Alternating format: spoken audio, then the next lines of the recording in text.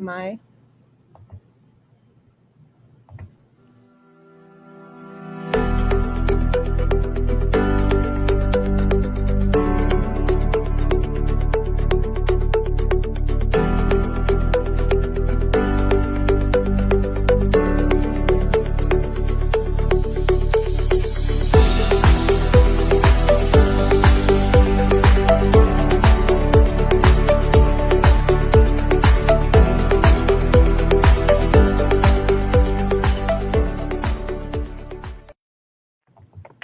Good morning. Welcome to Her Laundry Unfolded. I'm Wendy Babcock, your host. I'm a communication strategist, TEDx speaker, and author. Ooh, today it's going to be a rough one, I think. I'd like to welcome Miss Kamie. Is it Lehmann or Lehmann? Lehmann. Lehmann. Okay, I want to make sure I pronounce it right because I've done that wrong in the past. So I'm really excited to have you because your story sounds a little bit familiar to mine and just a few aspects when you fill out the application. So I'm really anxious to get through and hear your challenges, how you got through those and where you're at now. Because from what I see, you've had a lot of success. So I think it's gonna be really great for my listeners to hear, your backstory and then what you've accomplished. So if you just want to go ahead and just jump right in and talk a bit about, what you've gone through. Sure. And I'll just have to let you know that, the beginning of this is all going to be sad, but it has a great ending story. Right. So, I think that, and this is what my podcast is about, is that successful people know that you can't focus on the bad things because that's what you get more of, right? So whatever we focus on grows. So I believe that we need to acknowledge, where we've come from, acknowledge, forget the experience, but remember the lesson and step into our greater life. But we do still need to use that story to help encourage other people. And so basically I came from a broken home. My parents divorced when I was 5. My father was an alcoholic and I was the youngest of 3 siblings. So that was a really tough start. And he was not very present during our childhood. And so my mom worked 3 jobs or more. And I just remember her being up half the night. It didn't matter what time she was up. The lights were on in the kitchen and she was at the table working. And so that was how it started. And I know, right? That was the start. And I want to say that it got better from there, but it didn't. So, as a teenager, I was, I guess I would say looking for love in all the wrong places. And I met this cute guy in high school and he was adorable. And that's where I met my husband, high school. Wow. I was 14. Yes, I was 14. He was 17.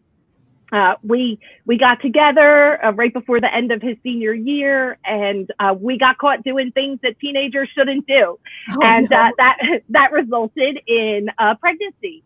And so I was 15, and I was gonna have a baby.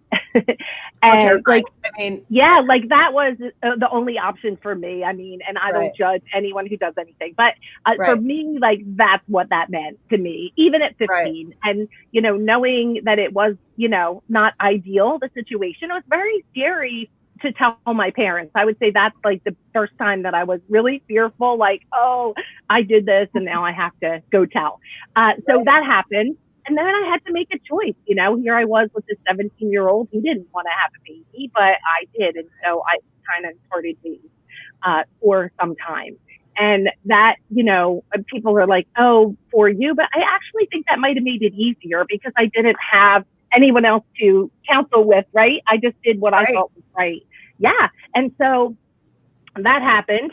And so I had a baby. I have a beautiful daughter. In fact, she's going to be 40 this year. And even still, I was there, Wendy, and I still can't believe I'm about to have a 40-year-old. Like, you barely look 40 yourself. Well, that's thanks to Mary Kay. Not to put a shameless plug in, but it's the truth. No, that's all right. I use Mary Kay too. I love it. Oh, good. Yeah, 26 years of that has fought back a lot. So, so so I ended up having this beautiful little girl, and by myself, my mom was such a great support to me and my friends. And and so I wasn't alone, in a sense of there were people there that I could count on, but alone in a sense that I wasn't really having a baby the way people imagine they would in their life. And then I was just looking for love again in all the wrong places. And I caught up with this guy who was cute. And, I knew him from high school, didn't really know him well. But he was like all about the idea, like, oh, that's so cool. I love babies. He came from a big family, so we started hanging out, and one thing led to another. And then we were like a thing. And I noticed pretty early on that he had a drinking problem, and that would be like my first aha, right, to the world. Is like, guys, watch out for the signs, right? Red flags. A lot. Well, and it's common. It's not uncommon for girls to go find their father figure, right? So because my father had that, I was attracting that, or I was attracted to that. And so, like, that's the first caution that I want to give to you. And the lesson of this story is that, beware. And if you're a man listening to this, your daughter is going to go find somebody just like you and marry them. Is that what you want? And if it's not, fix it right now while you still have time, right? And so that's lesson number 2, right? Yes. And I feel like I can tell you that because I've been there and I've seen it happen. And so that was a thing. And then that was bad. That just went from bad to worse. Like, he was an alcoholic, so he would get drunk and then he didn't know what he was doing after that. And he had no recollection the next day. So there wasn't even like a time where you could be like, dude, look what you did. And then, fix that. Like there was no discussion because there was no memory of it. And it was bad. And it went on and for a few years and until it almost cost me my life. So, and so it was bad. But what happened is he would get drunk. He'd run out of drink, right? Like, for say beer, because that was mostly what it was back then. This was the 80s. He would run out and then he would want to take the car and go get more. Well, I already was like, you can't take the car. You're drunk. You're either going to kill yourself or kill somebody else. So we would like literally get in a fist fight over car keys. Like bad. And to the point where I would have to hide the car keys when I went to bed and just play dead. And and like hope for the best. Yeah, it was really bad. And the thing is, like, there's signs and we're just not seeing the signs. And so a couple things I want to say about that while we're here in this place, for anyone out there is that, some of the signs are, when you first start, being courted and you're getting into a relationship and it's fun and it's giddy and you're all the feels, you as women or girls, we think that it's attractive that guys are possessive or jealous or controlling, or they always want to be with us, or they're, manipulative. And the truth is that is your first sign of a problem. It is, but we don't see that because we're all in that moment of that euphoria of, he wants to be with me all the time. He must love me so much. And that's not true. Do not fall into that. Because that's the first sign of the control and the manipulation and the addiction that will later come out. And real quick, I want to ask you quick. So sometimes we see the flags, but we make excuses for them. We rationalize why they are that way. So that's part of it too. If you find yourself rationalizing something they're doing, you have to ask yourself, why am I doing this? If this was somebody else I knew, would I listen to them rationalize the drinking or whatever it is? Right. For sure. And, you do. You need to be aware. And, that's really what happened. So that went on for a few years until one day I ran to my neighbor's house and to hide with my daughter because he was like on a rage, and he went and he set my neighbor's house on fire. Yeah. While we were there. Oh my God. Yes, he did that. He didn't know what he was doing, and he did that because that's what, what they can lead into those things. Right. And, there were times like, did I want to leave? Yes. Why didn't I? Everyone is judges unless they've actually been in a situation. Right. But, when people have control over you like that, they could be smaller than you. You could be stronger than them, but they can have the power over you. And I've seen that many times in relationships. Yeah. And then there's also the threat, like at least when you're in a situation, you know what you're dealing with and like what you can handle. But when you separate yourself from that, now everything's a surprise, right? You're looking over your shoulder. You don't know what's going to happen. You really can't get on with your life. So really nothing changes, right? You're still, it's all still the same. You're still in danger. Now there's more threats, and now it's all big surprise, like a back alley. And so basically for me, the turning point was that fire, because then the fire department came and the police came and, we told them what happened, and then he got arrested, and like that was the end. And so I was free at that moment to make some steps and start moving in the direction of having freedom and getting out of this. And so that is what I did. And, it's really sad because the end of the story is he's no longer living. And I only ever kept track of him enough to make sure that he was never going to be where I was going to be and that he never knew where I was. But I was told that he ended up committing suicide in prison for whatever. I don't even know why he was there, probably drunk driving too many times or something. Yeah. So, here's the thing is that, you cannot change people. You want to, you think you can, but you cannot.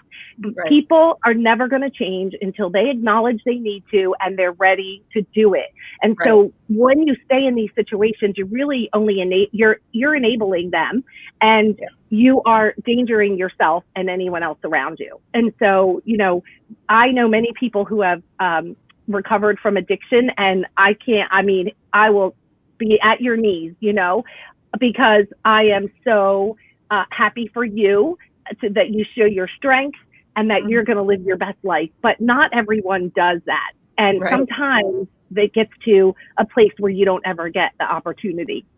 It never gets better on its own. So if you're in that situation and you're waiting for it to get better, I promise you, it doesn't just get better. Those things don't just get better on their own. And so through Mary Kay, I actually am an ambassador with the Mary Kay Ash Charitable Foundation. And what we do is we raise funds and awareness for cancer research, for cancers that affect women, and also domestic violence, of course, is so dear to my heart. And so there is something you can do if you are in a situation. You can text the word love is to this number on your cell phone, 22522. So it's the word love is, all one word, and then text it to the number 22522. And that is an anonymous place where you can get help and support and direction, and it's anonymous and you'll be, protected. Also on my website at KamieLehmann.com, which I know you have there in the notes, is a place where you can actually click and go to the Domestic Violence Center. And they even tell you how to erase that in the history on your computer, so you can't even get caught and it can't be tracked, but you can get help. And so I really want to encourage you if you're in a situation like this or similar. And the truth is, more women are abused than men, but I have also seen men in abusive relationships and we actually had to rescue a family friend, her son, who was in his early 20s, from a domestic situation. And so it happens on both sides. And parents, watch your kids. Look for the signs, because they're there and it's up to you. Like, these kids, they just, again, they get into the whole, they love me so much. Right. Isn't that jealousy so cute? They don't want me to look at anybody else. It's not cute. No. So anyway, that's where it came from. I know that was one of the things we talked about that we were going to talk about today. Yeah. The end of that story is that my daughter's father and I did get back together. We have been married for 31 years. This year's 31 years. Yes. And it's not easy, right? And every year is different. And some are the top of the mountain and the other in the valley. But yes, and so it's a great ending to a story. It's not always that ending, but we are very grateful and feel very fortunate because of that.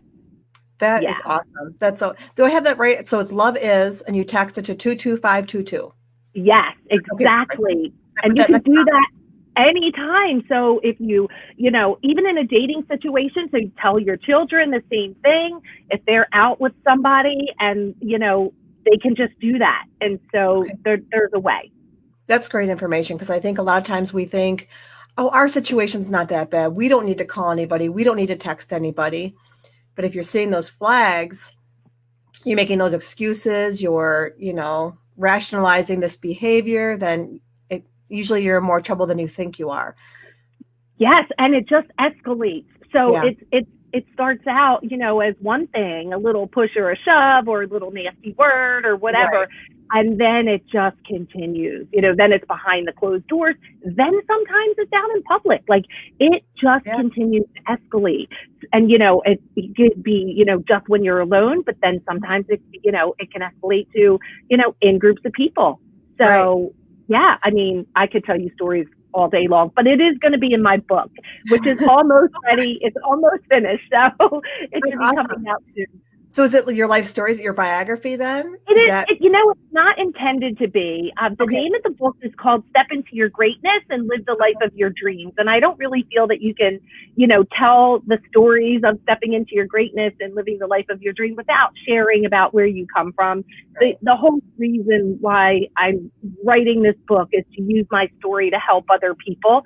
And so that is really a part of it, because I think those are some of the things that really help other people, but they also encourage people, because a lot of times when people are in some of the situations that I've been in my past, they think like this is it. This is their lot in life. They just got dealt the wrong hand of cards, and you know, this is it. And that's not true. And you know, there are many, many successful stories that come out of it. But again, people are not talking enough about the obstacles. They're all talking about the success. And I really believe we need to talk more about obstacles and really help people.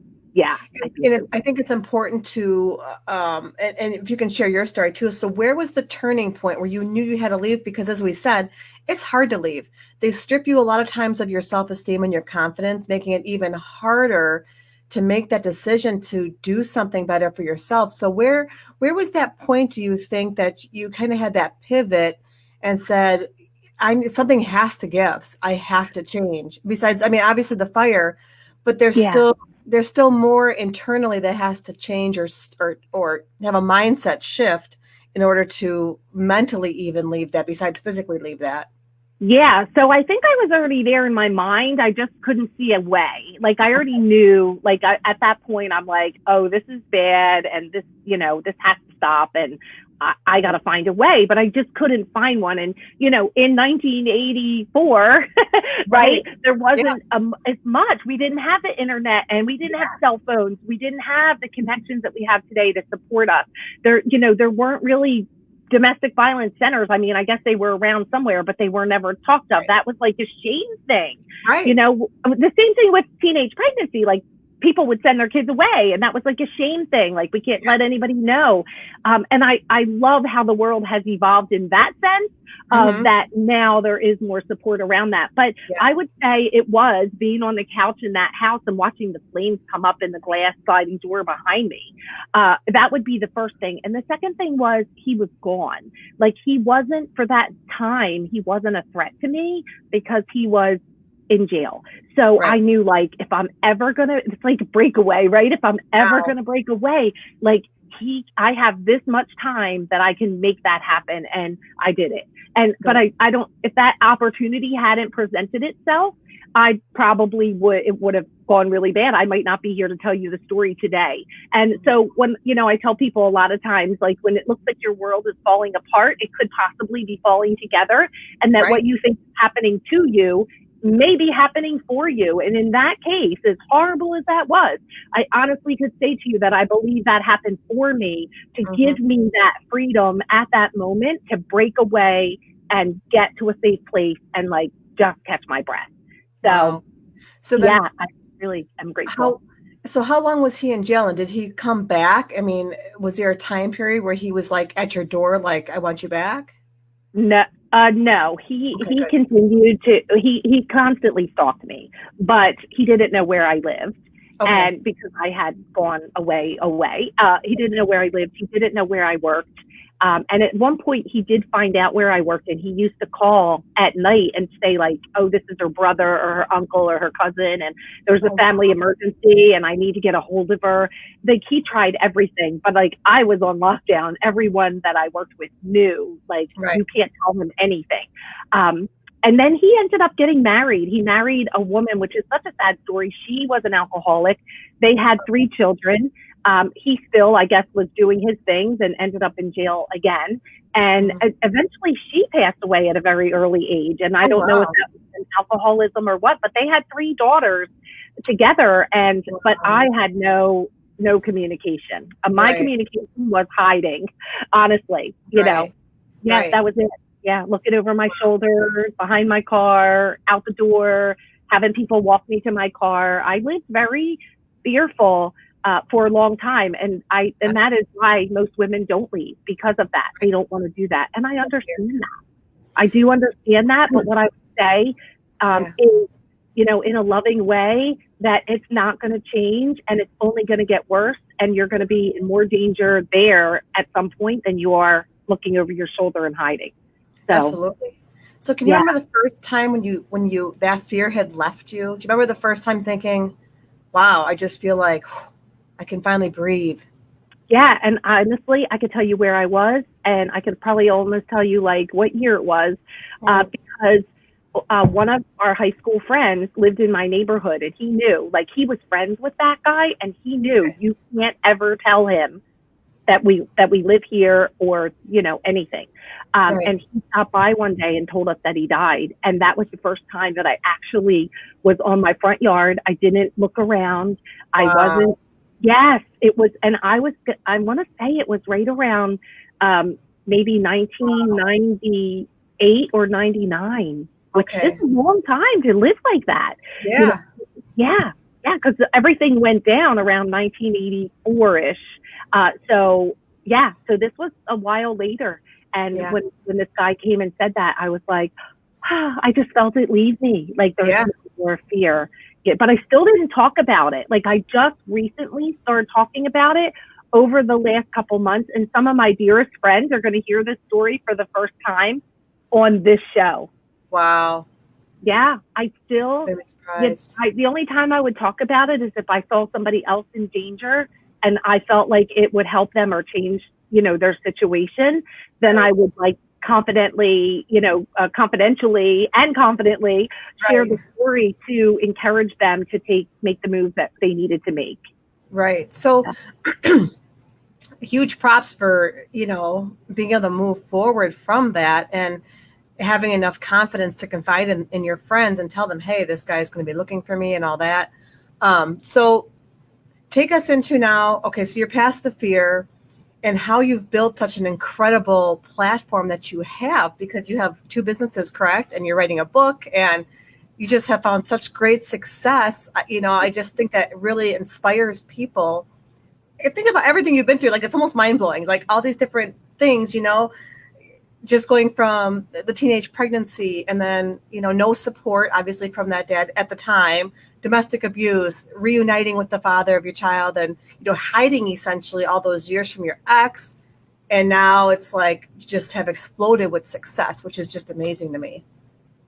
Well, thanks for putting it that way. I don't always feel that way. Yeah, I think success is measured in so many different ways to so many people. And you know that, right? Yeah. So, but I appreciate you acknowledging that, because it wasn't easy. The things that I have done were not easy. And I think that, you know, I like to think of myself now as like a heavyweight champion. Like, I feel like if anybody wants to get in the ring with me, come on. Because unless you're, you know, 6 foot tall and weigh 185 pounds and you're not, you know, you're going to beat the crap out of me, I can take you no matter what. Right. So and I think that, you know, I got my strength from the freedom when I got the word that, like, it's over and you know, you're free from this now. That's when I feel like I rose up.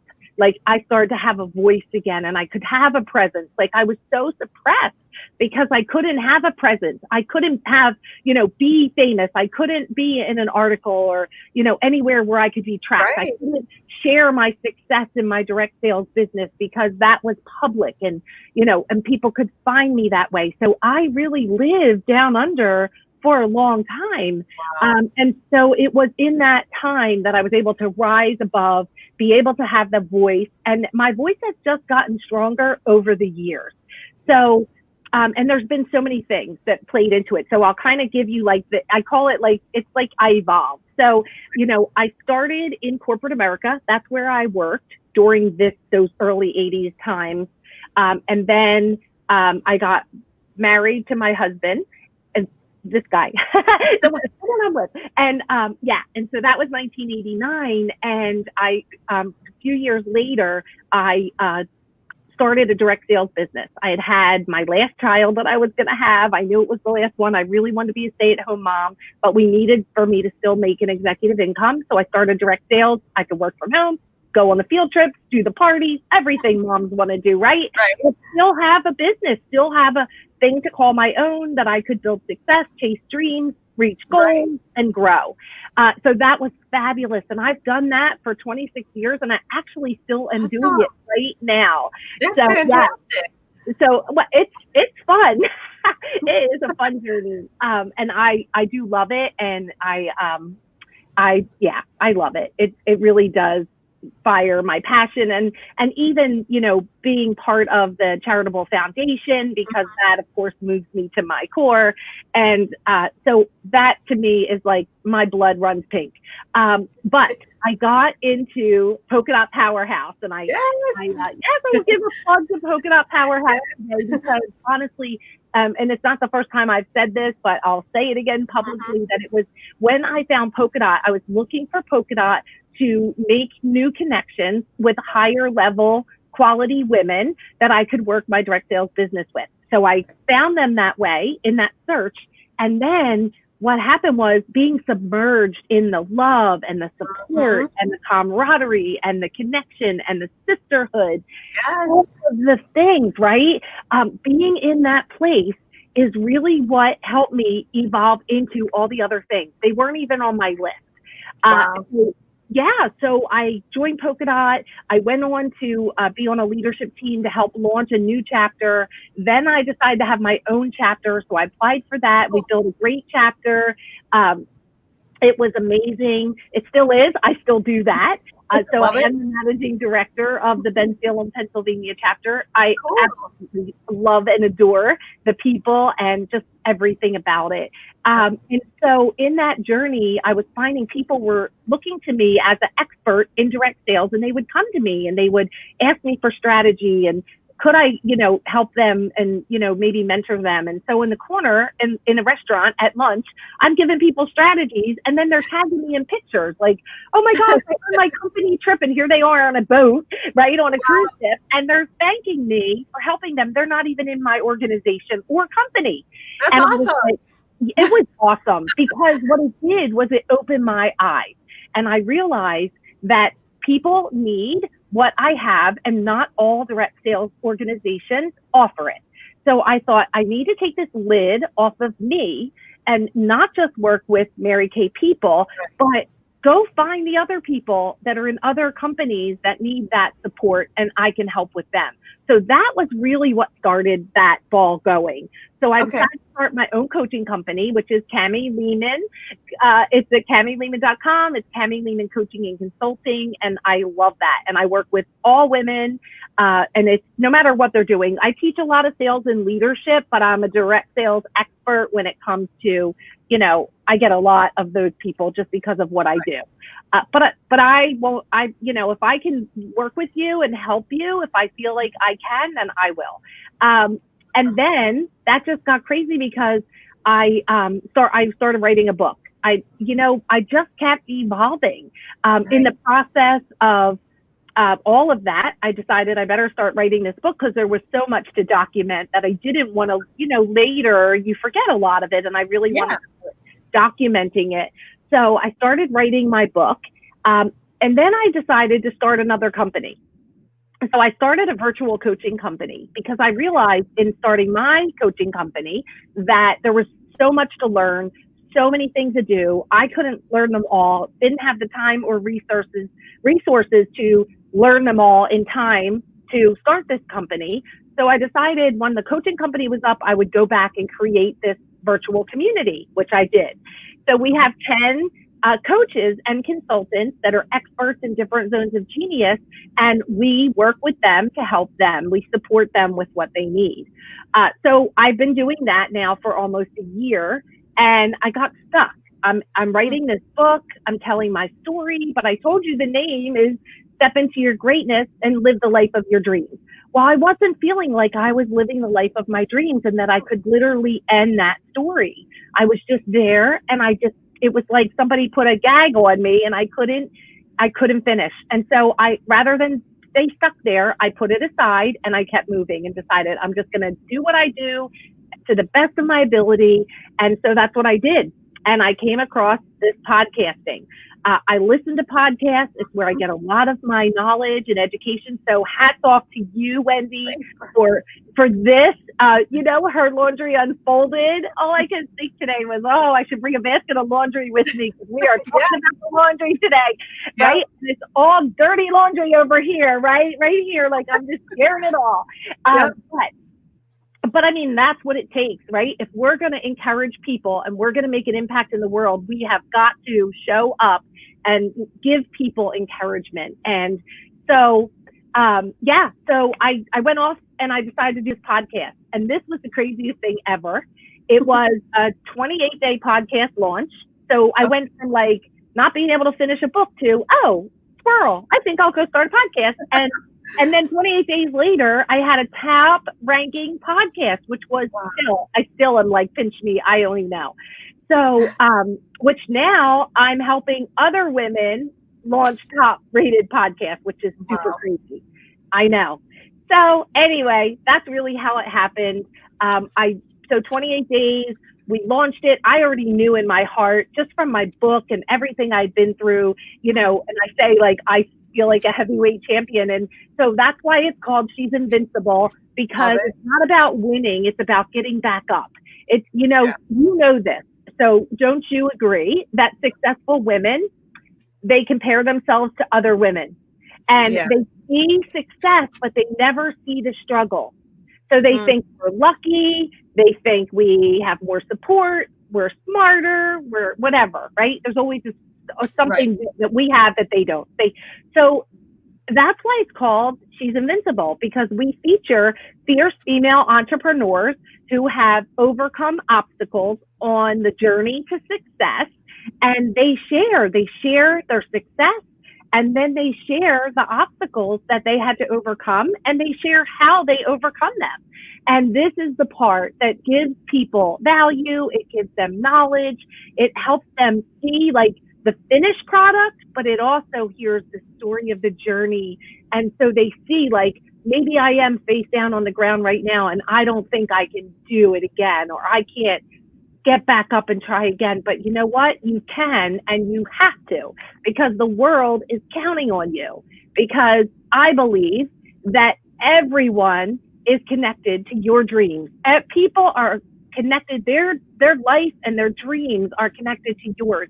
And when you don't live your dream and you don't live your best life, you're keeping them from living theirs. And we talked about polka dot, right? So if Shannon Crotty hadn't yes, right, that was scary. Like there wasn't a lot of women things going on where she lived out there that many years ago. And it was scary. And if she had given into that, you and I would not be having a conversation right now. Exactly. I think of Mary Kay Ash. It was scary. She had no money. That was the 60s. She was a single mom.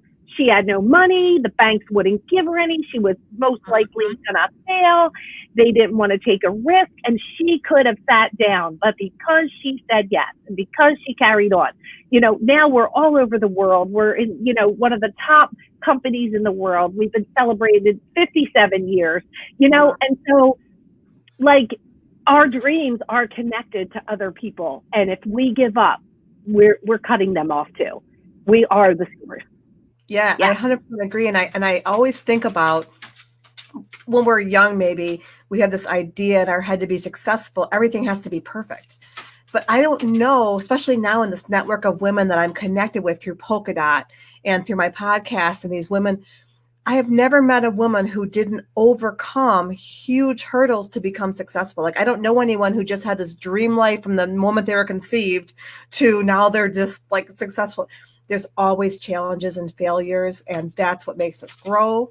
And so I hope people hear your story and think, maybe they had teenage pregnancy that they've had to overcome, and now they're trying to find where they fit into the world. They don't have to have a perfect life. They don't have to look at that as like shameful somehow. Like, oh, this is part of me. Do I want the world to know? Sharing your story is what's going to help you evolve. And look what you've done too, with this, top rated podcast. You're a person personally who's come through all these different hurdles and challenges that are very difficult. And, you've built so much success in your own way on it. Like you said, success can mean getting out of bed to one person or having a top rated podcast to another.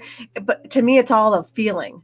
It's not so much the number or whatever. It's, it's that feeling, that invincible feeling that you have. Yes. You got over this. It's that invincible, I think, to me, when you say that, is a feeling. It is. And, one thing I want to point back to is what you said about, like, maybe there are other people out there that had teenage pregnancies, or maybe you're a mom and your child is going to show up there. Yeah. And, I think you need to know that there can be a good ending to this. Like, don't guide your children based on statistics, because your child could be the one, or the person in the percentage that lives her best life in spite of that.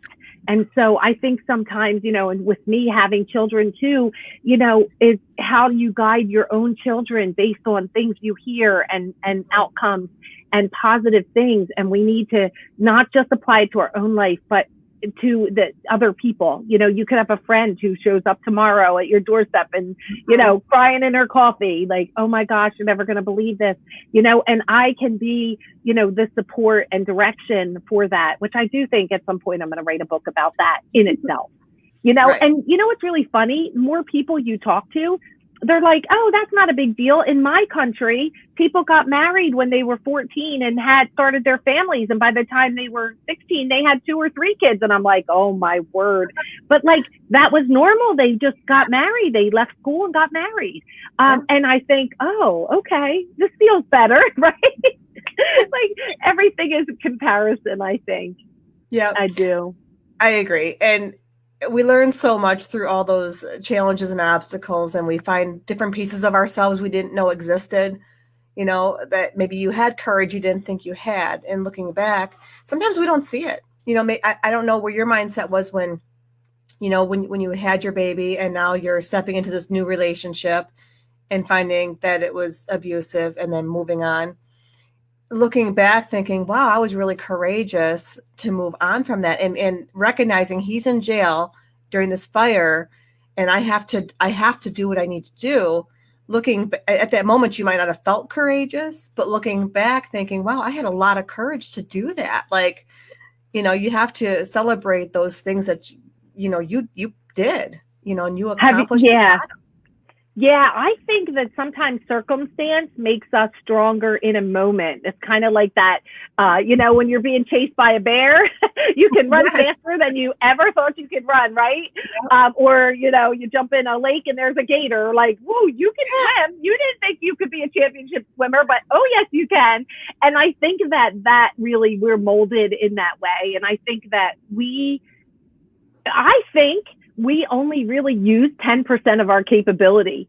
I think there's 90% more in each and every one of us that is untapped resource. And that when we are pushed to our limit, that's when it comes out. And I think that we just live in that 10%, and we just think that that's what we're capable of. And oh my gosh, I'm here to tell you, you are capable of so much more. Yes. So much more. You Absolutely. really are. Yeah, and I think that's where it comes from. You see a car falls on a kid and the mom picks it up, right? Yeah. She could never do that again, right? And nobody would ever believe it if they didn't see it. But we are capable of so much more. And I believe in God. And so I would say, like, even if you feel like you're not, if you have faith in God, then together, the two of you can do anything. I agree 100%. Yeah. And I love that with the mom lifting the car, because in that moment, she's not thinking, boy, am I strong? She's thinking, no, I'm, this is like adrenaline. Like, it's not until after the fact that we realize the strength that we found. Yes. We never knew we had, Right. but once you, and this is how, like I say, when I say I evolve, like as you try new things and prove things to yourself that you can do, you can never go back to that old you. Like, you're always doing more. It's like a muscle. Like, the more you work it, the stronger it gets.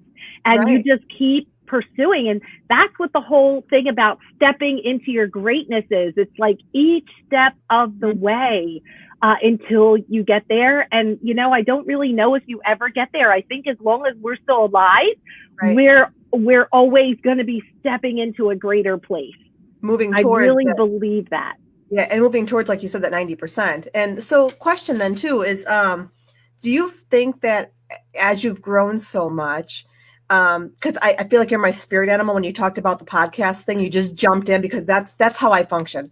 I've learned, if I hear that voice in the back of my head with an idea, maybe I should do this, and it's nagging, it'll keep kind of tapping me like, hey, I'm still back here, this idea.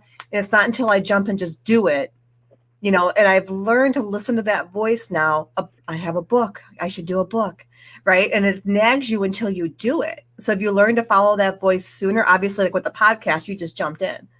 I did. And that was not normal for me. I want to say that I actually wrote a note, like in the thick of it, that's not who I am. I tend to be like, oh, but what if, and if I waste my money, and if I don't do good, or I don't like it, like I think and think and think. So the typical me would not have jumped. But I feel like the timing was right. The moon and the stars were aligned. It was the way it was supposed to be. And, on that topic, Wendy, I would say, and my dearest friend, Jacqueline D. Gregorio, says this, and I just stole it from her. So I'm going to fess up right now. Yes. But she says, I've never done one thing in my life that I was ever ready for. If you wait until you're ready, you're going to not do it. And I'll go with Les Brown. He says that the most valuable land in the world is the cemetery, because so many people are buried with their dreams still within their hearts. And that just takes me to that, what Jacqueline says, to what Les says, is that if you're waiting until you're ready, you are going to be waiting until you're gone. You are never going to be ready. There's always going to be a reason why you shouldn't, or you're going to think there's a better time. You got to just, now is the time, right? So the best time to do something was yesterday, and the next best time is right now. You're never going to be ready. I agree. And the only way to know is just jump in, because we don't know what life has. I mean, we don't know where our true strength lies until we just jump in, because who knew? I mean, if you were to tell yourself 20 years ago, this is where you're going to be, and these are the businesses you're going to have, and what you're going to be doing, you would have called yourself a liar and said, there's no way I'm going to run that, or do this, or write a book. I mean, it's incredible where life leads us to. I agree. So it's amazing. Yeah. So if you want to just give like a kind of a, how do I put it? Your best advice to someone who's listening, who's going through something difficult right now, and you want to give them some hope into what their life can look like. Like, what would you say to somebody like that? Your life can be anything you want it to be, as long as you get back up and you never, ever, ever give up. I mean, I can only leave it like a mic drop right there. Like, right. You decide every single day what that day is going to look like. And if you don't feel like you're in control of that, then something is out of whack, because you are in control of it, and you just need to take control. So maybe you've given up your power. but you get to decide. So if you have a lot of people give up their power or they give up on their dreams because it's difficult, we are not lucky. The successful people are not lucky. The harder we work, the luckier we get, right? Yeah. So it's not about luck. It's not about what we have that you don't, it's just not about that, but it's about you getting up one more time, then you get knocked down. And that's what makes you invincible. Invincible is nothing more than just getting back up one more time and never giving up.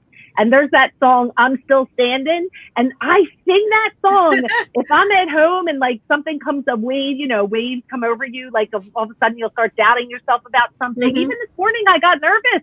I said that to you before we went on the air. I was like, oh, what are we going to talk about today? I wonder what we're going to talk about. And then I saw your post and I was like, oh, brother, I got this wave of nervousness. Like, when I filled that out, I wanted to talk about that. I don't want to talk about that today, but right. But then you've got to say, I'm still standing. Yes. And as long as you're still standing, you can pull other people up too. And that's what we should be doing for each other. Absolutely. That is just fantastic advice. I love it. Thank you so much for being on my show, Her Laundry Unfolded, and kind of unfolding your laundry for us and showing us, what you've gone through and where you're at. Anyone listening, if you want to connect with Kamie, please go to her website, KamieLehmann.com. And you can find, obviously the replay will be up so they can watch it as many times as they need to. So, but please reach out to Kamie. I'm sure she has a lot of great advice, especially if you're in direct sales, MLMs. I mean, to me, that's gold. What you're doing is gold because I think that leadership aspect, I think people really, really need that because these businesses, I think, can yield a lot of success and help a lot of women. So thank you so much for what you do. Thank you, Wendy, and thank you for having the courage to step up and have this show and to be able to search out women that you could feature here so that your platform that you built would give us a place to be able to share and make an impact in the world. You're making a big difference here. And I have been watching, I know it's new, this part, but I've been watching the new ones and I'm so impressed. And together we're changing the world. We're making it a better place and we can all step into our greatness. And every one of us deserve to live the life of our dreams. And I appreciate you for being one of those people that's saying yes and running into even the scary things so that you can make a difference in this world. So thank you so much. Thank you. This has been great. I can't wait to connect with you further down the line and hopefully read your book when it comes out. So I'll be watching for that too. I think that's and I want to hear your story. I can't wait to hear your story. Yeah, maybe I should do an episode and interview myself. I don't know. I've got my husband's upstairs. I can hear like a chair moving or something above me in the basement. Hey, we're keeping it real, aren't we? We are. Yes, I love it. So I know. It's just pivot, right? We just keeping it real. Exactly. So what you got? Right. So thanks so much. I tried to keep it around 45 minutes. Oh my gosh, plus my husband's making so much noise upstairs. So thanks again. We will talk very soon. Bye, everyone. Bye. There we go.